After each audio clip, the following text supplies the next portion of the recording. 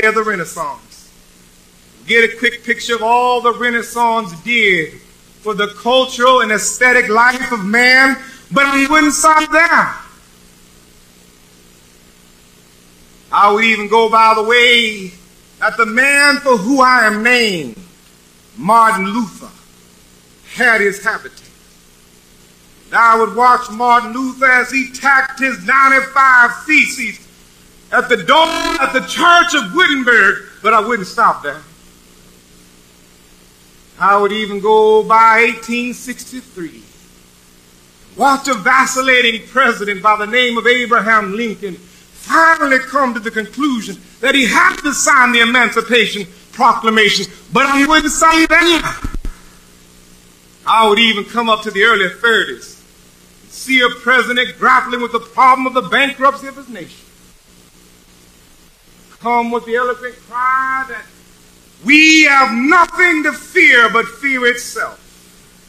But I wouldn't stop there. Strangely enough, I would turn and say to the Almighty, if you allow me to live just a few years in the second half of the 20th century, I will be happy. And that's a strange thing. Trouble all around, confusion in the land, world's all messed up.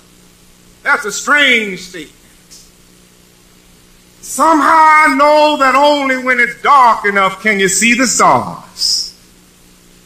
And I see God moving in a way where men in some strange way are responding. Something's happening in our world. Whether they are assembled today, whether they are Ghana, Nairobi, Kenya, New York City, Atlanta, Georgia, or Memphis, Tennessee, the cry is always the same. We want to be free.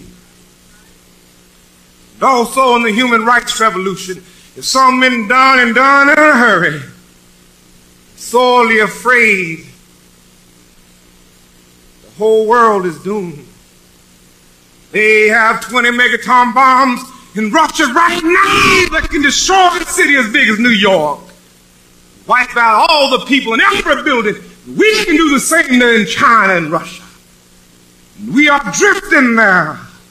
Every now and then I go back and read Gibbon's Decline and Fall of the Roman Empire. And when I come and look at America, I see that the parallels are frightening. But I'm so happy to be here. You know, a few years ago, I was in Atlanta, in New York City, autographing the first copy of my new book.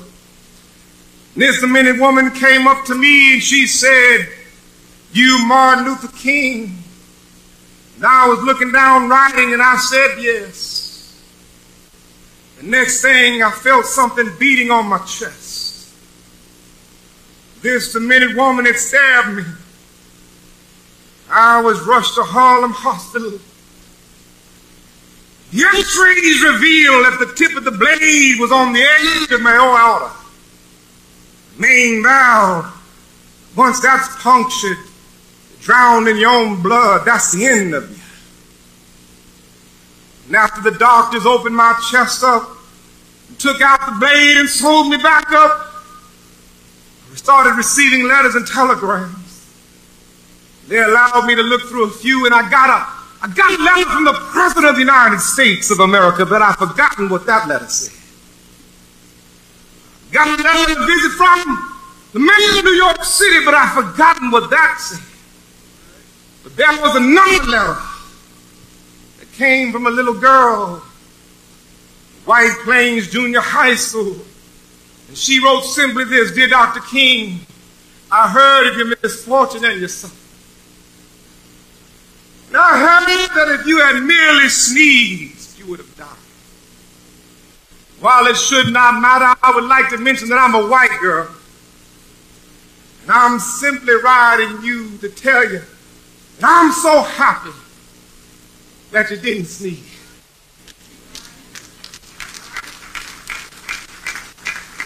I want to say this morning, Antioch, that I too am happy that I didn't sneeze, because if I had sneezed, wouldn't have been around here to see an end in segregated busing. If I had sneezed, wouldn't have been around here to tell America about a dream that I had. If I had sneezed, would have been around here to see the Voting Rights Act passed. If I had sneezed, I wouldn't be here with you in Memphis. They were telling me. I left down this morning, I got on the plane. There were 6 of us. The pilot said over the public address system, "We are sorry for the delay. We have Dr. Martin Luther King on the plane. Make sure all the bags were checked. The plane was guarded all night." Then I got into Memphis, and some began to talk about the threats that were out of what would happen to me from some of our sick white brothers. Well, I don't know what will happen now. We got some difficult days ahead,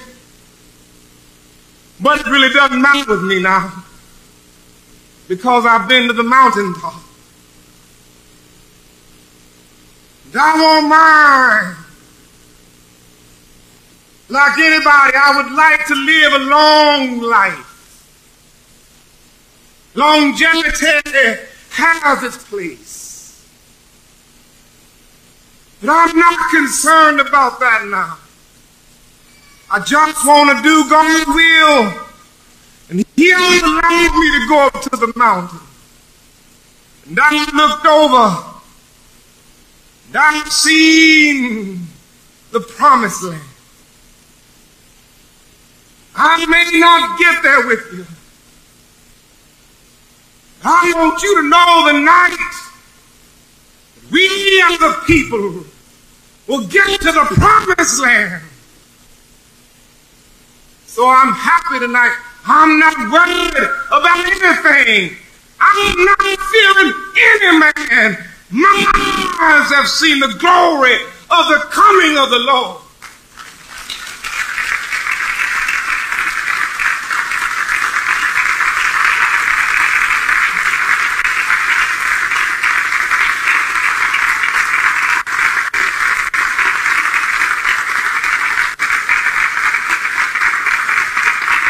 Amen. Amen. Amen. God bless you.